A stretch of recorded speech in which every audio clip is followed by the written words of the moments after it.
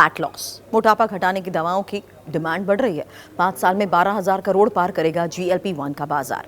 बड़ी खबर यह है कि भारत में मोटापा और डायबिटीज के इलाज के लिए इस्तेमाल होने वाली GLP-1 दवाओं का बाजार तेजी से फैल रहा है और ईडी की एक रिपोर्ट ये दावा कर रही है कि आने वाले 5 साल में ये बाजार करीब 12,000 करोड़ रुपए तक पहुंच सकता है। इसकी सबसे बड़ी वजह है दवाओं की कीमत में भारी गिरावट और ज्यादा कंपनीज का इस क्षेत्र में उतरना।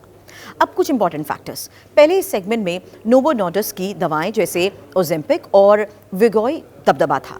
इन दवाओं में इस्तेमाल होने वाला मॉलिक्यूल अब पेटेंट से बाहर आ चुका है। इसका मतलब यह है कि दूसरी कंपनीज भी अब इसकी जेनेरिक यानी सस्ती दवाएं बना सकती हैं।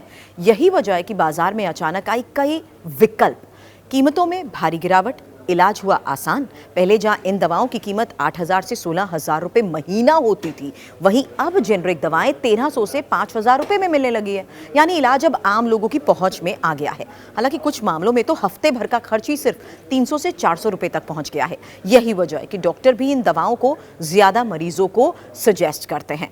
एक और बड़ी बात, मरीज बेस रिपोर्ट ये दावा कर रहे हैं कि भारत में करीब 10 करोड़ लोग डायबिटिक और 25 करोड़ लोग मोटापे से जूझ रहे हैं। लेकिन अभी तक GLP-1 दवाओं की पहुंच बहुत कम है।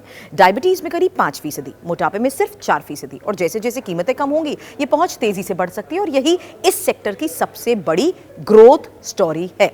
कंपनीज के बीच मुकाबला भी एक इंपॉर्टेंट फैक्टर है, क्योंकि कई बड़ी दवा कंपनीज जैसे कि एल्केम लेबोरेटरी, सन फार्मा, जाइडस लाइफ साइंसेज और डॉक्टर रेड्डी इस रेस में शामिल हैं। कुछ कंपनीज सस्ते पेन डिवाइस ला रही हैं तो कुछ रीयूजेबल पेन पर फोकस भी कर रही हैं। एग्जाम्पल के तौर पर समझिए, एल्केम ने काफी कम कीमत पर शुरुआती डोज लॉन्च की, जबकि जाइडस ने ऐसा पेन पेश किया जिससे डोज को जरूरत के हिसाब से ही एडजस्ट किया जा सकता है। इससे मरीजों को सुविधा हुई, खर्च में भी फायदा होने लगा।